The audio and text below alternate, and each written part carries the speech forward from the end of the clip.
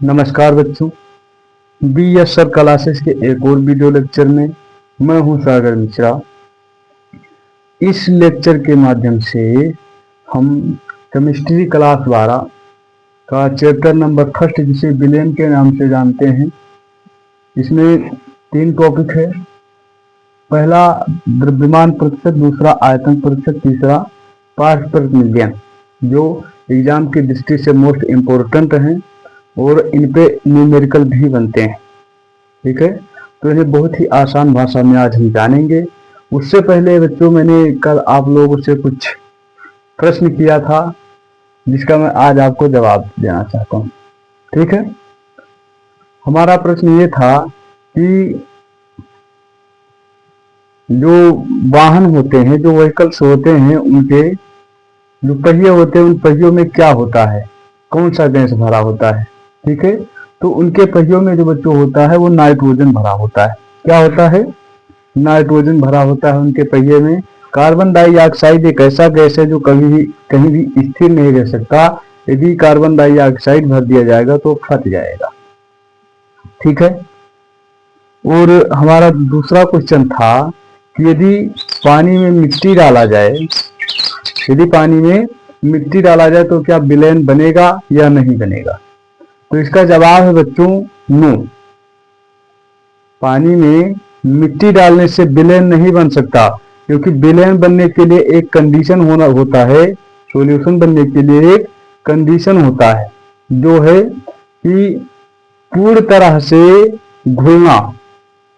ठीक है, कोई भी चीज है, जैसे मान लो कि पानी में कोई भी चीज यदि डालते हैं, विलायक में कोई भी विलेय यदि होता है, तो जब तक पूर्ण तरह से नहीं घुल जाएगा तब तक वो विलेन बनकर नहीं तैयार होगा।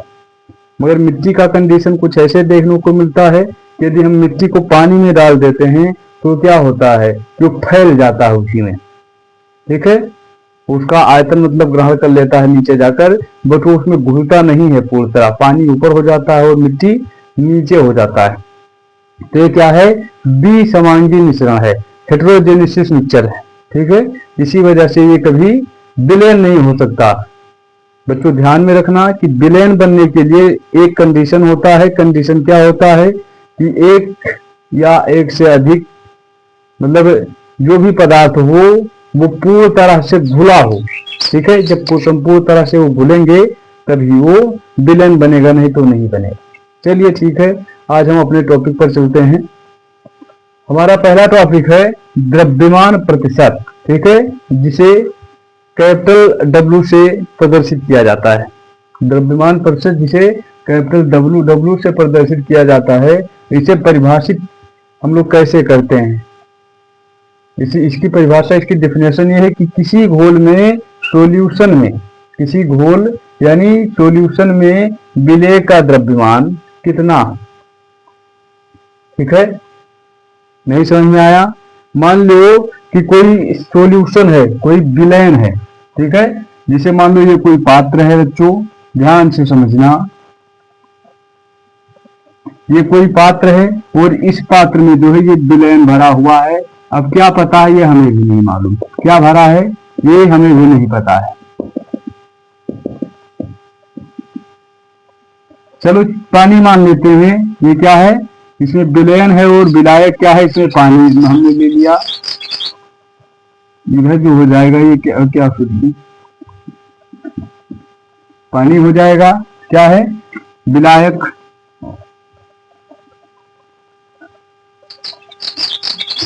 ऊपर से हमने डाल दिया चीनी। ये क्या है? विलेय है। क्या है?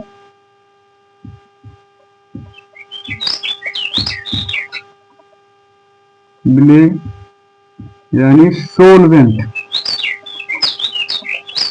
जिसे कहते हैं, सोलवेंट जिसे कहते हैं। ठीक है, ये विलेय है और ये विलायक है। तो ये कह रहा है कि किसी सॉल्यूशन में या किसी घोल में या किसी विलेन में, ठीक है, विलेय का द्रव्यमान कितना है। अर्थात जितना ही, मान लो कि चीनी हमने 100 ग्राम इसे मतलब विलेन में डाला है, यदि हमने 100 ग्राम चीनी इस विलेन में डाला है तो क्या हो जाएगा, इस विलयन का वही द्रव्यमान प्रतिशत हो जाता है।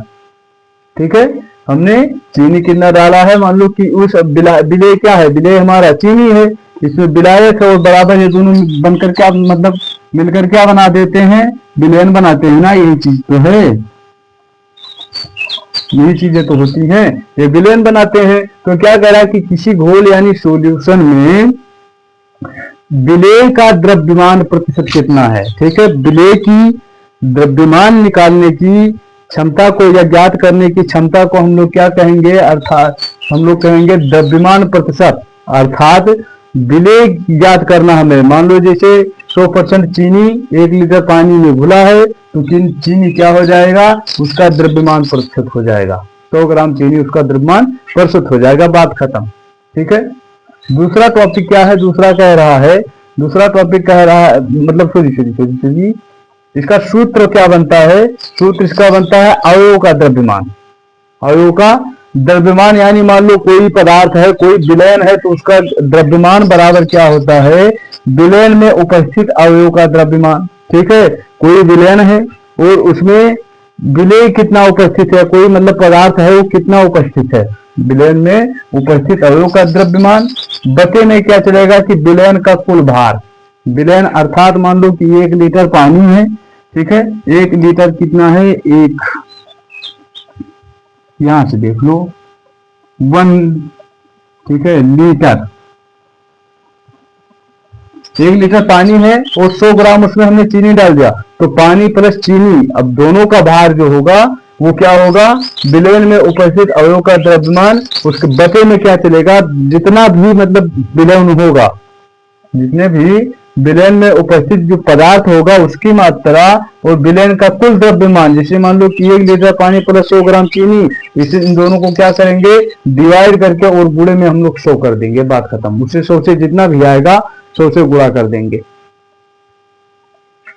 उदाहरण इसका देख ले कि यदि जल में 10% ग्लूकोज का द्रव्यमान के रूप में किया जाए, तो इसका तात्पर्य है कि 10 ग्राम ग्लूकोज को 90 ग्राम जल में घोलने पर 100 ग्राम विलयन प्राप्त होता है। अर्थात कहने का मतलब ये है बच्चों कि कोई भी चीज है तो क्या होता है, 100% लिया जाए, बोलते हैं ना कि हाँ 100%। ठीक है, तो कोई भी चीज है यदि ग्राम में भार में यदि देखना है तो क्या करते हैं, 100 लेकर चलते हैं हम। ठीक है, तो कहने का अर्थ यह है कि मान लो कि 100 ग्राम है, बात समझो, यदि 100 ग्राम विलयन है, 100 ग्राम विलयन है, तो उसमें सीधी सी बात है यसूरी, यदि आपसे कह रहा है कोई कि 100 ग्राम मान लो कि यहाँ पर चीनी है भैया, ठीक है, यदि 100 ग्राम चीनी हमने डाला है तो सीधी सी बात है कि 90 ग्राम वहां पर जल होगा। 90 ग्राम क्या होगा बेटा, जल, बराबर ये दोनों मिलकर कितना बना लेंगे, बराबर ये बना लेंगे 100। बात समझ गए, यही ये कहता है। यदि मान लो कि 10 ग्राम चीनी है तो 90 ग्राम उसमें जल होगा। ठीक है, यदि 30 ग्राम चीनी है, 30 ग्राम चीनी है तो क्या होगा, 70 ग्राम जो है वो होगा जल होगा। ठीक है, ये दोनों बराबर क्या मिला लेंगे, बना लेंगे 100 बनाते हैं मिलकर। ठीक है, दूसरा कह रहा है, दूसरा आयतन प्रतिशत। आयतन क्या होता है बेटा, लिक्विड यहाँ पर हम लोग देखेंगे।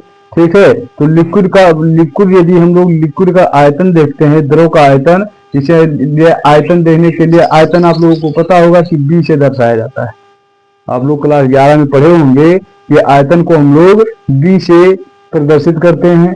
ठीक है, तो v/b से प्रदर्शित इसे डिनोट किया जाता है।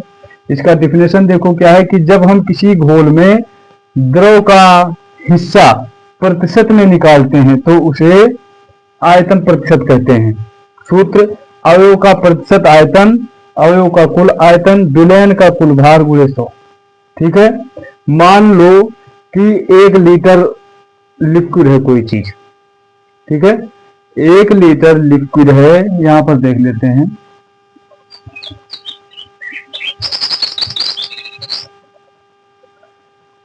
एक लीटर कोई चीज है, तो उसका आयतन प्रतिशत निकाल लेंगे हम लोग। ठीक है, जितना उसका आयतन प्रतिशत बनेगा और उसके बाद में जितना विलयन का कुल आयतन होगा, जैसे मान लो कि 1 लीटर विलयन है, 1 लीटर विलयन में मान लो कि थोड़ा सा एथेनॉल घोला हुआ है, यानी 10 ml एथेनॉल है। ठीक है, उदाहरण देख लेते हैं फिर समझ में आएगा आपको। उदाहरण क्या कहता है कि उदाहरण कह रहा है कि एथेनॉल को जब हम 10% का तात्पर्य है कि 10% एथेनॉल का तात्पर्य क्या है कि 10 ml एथेनॉल को इतने जल में मतलब घोला गया है कि विलयन का आयतन क्या हो, 100 हो जाए। बात समझ रहे हो। यदि मान लो कि 10% क्या है, 1 लीटर ये है, छोड़ो, यानी 100 है। हाँ ठीक है, 1 लीटर है। अब 1 लीटर में कितना घोलेंगे, 10%। ठीक है, 10% हम लोग क्या घोल दिए हैं, एथेनॉल घोल दिए हैं। 10% एथेनॉल यदि हम लोग घोल दिए हैं तो भाई सीधी सी बात है कि 90% जो होगा उसमें क्या हो जाएगा बेटा, 90% जो होगा वो क्या होगा, पानी होगा। सीधी सी बात है, तभी तो 100% होगा। बस इसी चीज को क्या होता है, इसी चीज को हम लोग आयतन प्रतिशत कहते हैं। ठीक है, दूसरा चीज क्या है, सॉरी तीसरा, ये क्लियर हुआ। एथेनॉल का जल में 10% का तात्पर्य है कि 10 ml एथेनॉल को, ठीक है, 10 ml मान लो कि कोई चीज 100 ml है तो 100 ml है तो उसमें क्या है, 10 ml एथेनॉल यदि है तो उसमें जो पानी है, पानी कितना है, 90 ml है। सीधी सी बात है। ठीक है, वही चीज हमने यहाँ पर लिखा है कि यदि मान लो 10% एथेनॉल तो 90% पानी। जैसा भी आप समझना चाहो वैसे भी आप समझ सकते हो। पार्ट पर मिलियन, तीसरा है पार्ट पर प्रति मिलियन। ठीक है, जिसे पीपीएम कहते हैं। और ध्यान रखना बच्चों, ये बहुत टफ है। ठीक है, इसमें हम लिख देते हैं। ठीक है, मोस्ट इंपॉर्टेंट है, ये ध्यान में रखना।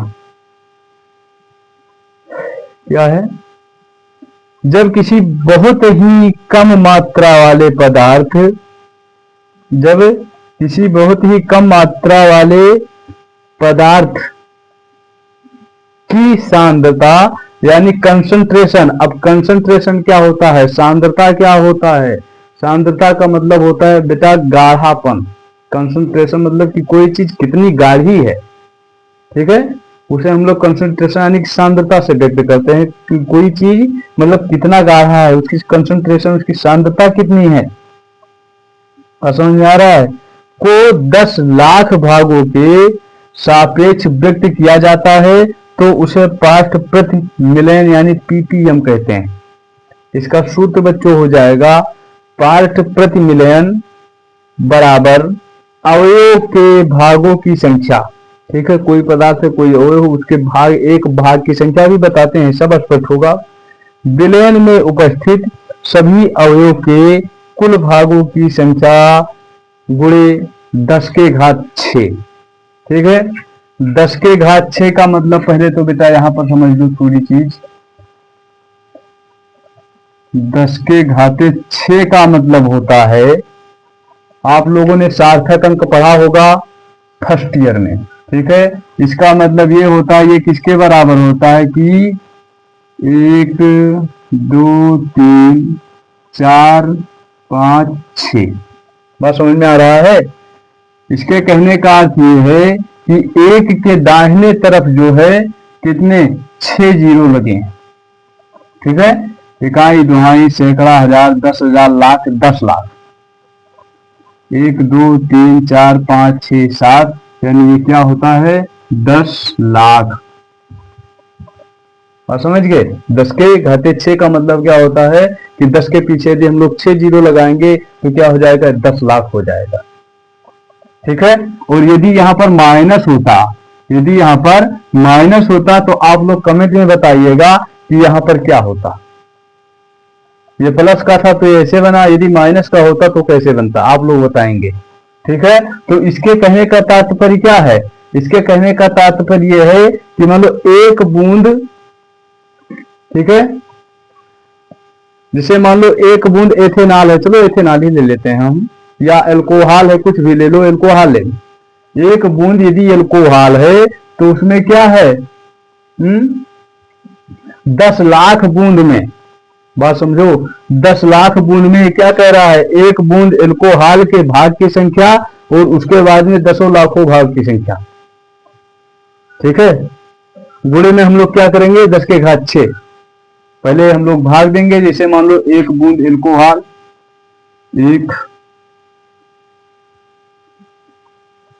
बूंद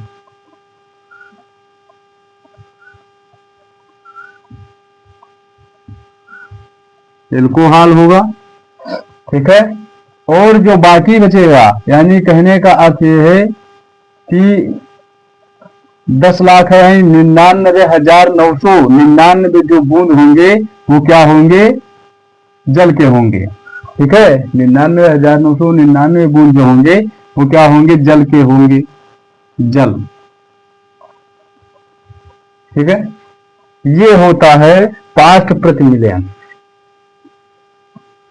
तो इस लेक्चर को हम यहीं पर अब समाप्त करते हैं। आई होप ये लेक्चर आपको समझ में आया होगा। और देखो बच्चों, आप लोग कमेंट ना ही ये कमेंट करते हो, ना ही लाइक करते हो, ऐसा मत किया करो यार। हम आपके लिए ही मेहनत करते हैं, तो कुछ हमारा मतलब आपका भी फर्ज बनता है कि आप भी हमारे लिए कुछ कीजिए।